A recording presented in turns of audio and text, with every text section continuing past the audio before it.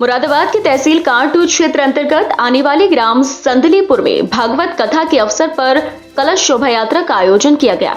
ग्राम संदलीपुर में 20 सितंबर से चल रही भागवत कथा, उसी के उपलक्ष्य में आज कलश शोभा यात्रा निकाली गई, जो कि कलश शोभा यात्रा का चामुंडा मंदिर से शुभारंभ हुआ और यात्रा को बड़े ही हर्षोल्लास के साथ डीजे के साथ भारी संख्या में पुरुष और महिलाओं सहित कलश लेकर यात्रा को पूरे क्षेत्र में घुमाया गया और फिर से यात्रा को चामुंडा मंदिर पर ही संपन्न किया गया। उसी को लेकर क्षेत्रवासियों से बात करने पर मीडिया को बताया गया कि हर वर्ष की भांति इस वर्ष भी आज ग्राम संदलीपुर में बड़े हर्षोल्लास और शांतिपूर्ण 13वीं कलश शोभा यात्रा निकाली गई। यात्रा का चामुंडा मंदिर से शुभारंभ किया गया और यात्रा को लेकर पूरे क्षेत्र में घुमाया गया, जो कि यात्रा को फिर से चामुंडा मंदिर पर ही संपन्न किया गया, जो कि यात्रा के दौरान जहां तहां शरबत और फलों का वितरण किया गया। यात्रा के दौरान सुरक्षा व्यवस्था बनाए रखने के लिए काफी संख्या में क्षेत्रीय पुलिस मौके पर तैनात रही।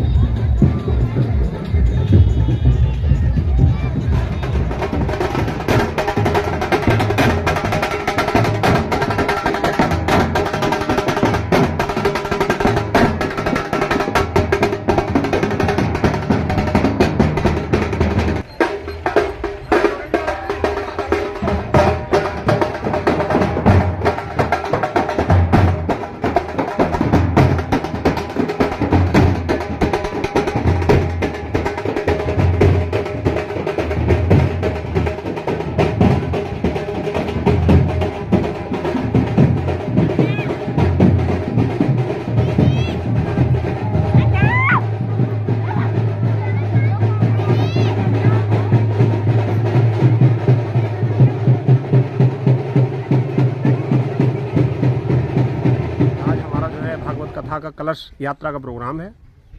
कहाँ से शुभारंभ और कहाँ समाप्त? शुभारंभ ये हमारा जो प्रांगण है मानपुर चामुंडा का, वहाँ से शुभारंभ होकर ये जो है संदलीपुर, मानपुर, खानपुर, नजरपुर होते हुए वापस जो है वो उसी प्रांगण में पहुँचेगी। कितने दिनों से कथा कार्यक्रम चल रहा है? ये हमारा आज तीसरा दिन है इस कथा का। अच्छा, इसका कलश यात्रा का मेन उद्देश्य क्या है? कलश यात्रा का भागवत कथा जो है, भागवत कथा का ही जो है एक बड़ा महत्व है।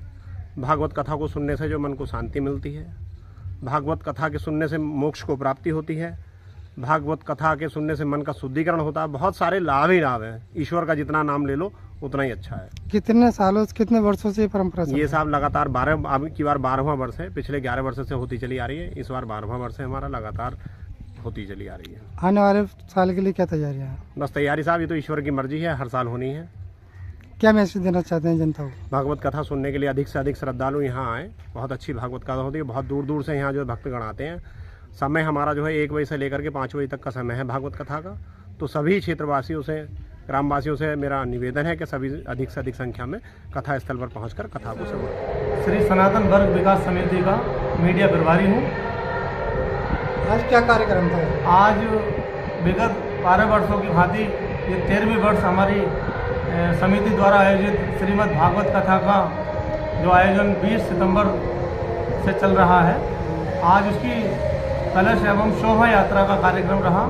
बड़े धूमधाम से हम लोगों ने ये कार्यक्रम किया, जिसमें समिति अध्यक्ष हमारे भाई मनोज चौधरी और भी अन्य हमारे सभी पदाधिकारी और गांव के सभी बूढ़े बच्चे, नौजवान, इन्होंने सबने बढ़ चढ़ कर हिस्सा लिया है और बड़ी ही हर्षोल्लास और सद्भाव के साथ, मेन मैं ये बात कहूँगा, बहुत ही सद्भाव के साथ अपने धैर्य का परिचय देते हुए, किसी भी प्रकार का कोई उपद्रव ना करते हुए, जो इसका निर्देश समिति ने पहले ही सबको दे दिया गया है कि बहुत ही धूमधाम से और धार्मिक यात्रा है, इसलिए उसको ध्यान में रखते हुए बड़े ही हर्षोल्लास के साथ ये मनाया गया और बड़े ही संपूर्ण, मतलब ये अच्छी तरीके से संपन्न हुआ है। इसमें सभी जो मीडिया कर्मी भी आए हमारे, उनका भी बहुत सहयोग रहा।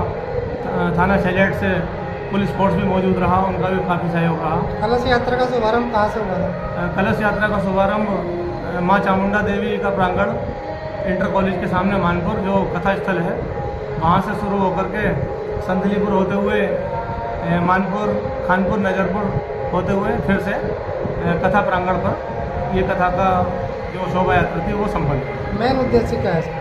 मेन उद्देश्य बस यही है कि इस कथा के माध्यम से लोगों में धर्म का प्रचार करना है, ज़्यादा से ज़्यादा लोग धर्म के प्रति जागरूक हों और अपने जीवन को कैसे कथा के माध्यम से एक नई दिशा दे सकते हैं और धर्म के प्रति कैसे सही राह पर चलना सिखाती हैं। जो भी हर बार कथावाचक आते हैं वो सही यही लोगों को सिखाते हैं कि भाई अच्छे कर्म करो, अपने माँ बाप की सेवा करो, बड़े बुजुर्गों की सेवा करो और लोगों में मानवता का भाव आए। इसलिए मेन उद्देश्य ये रहता है। इसलिए बस हर साल की भांति सबके सहयोग से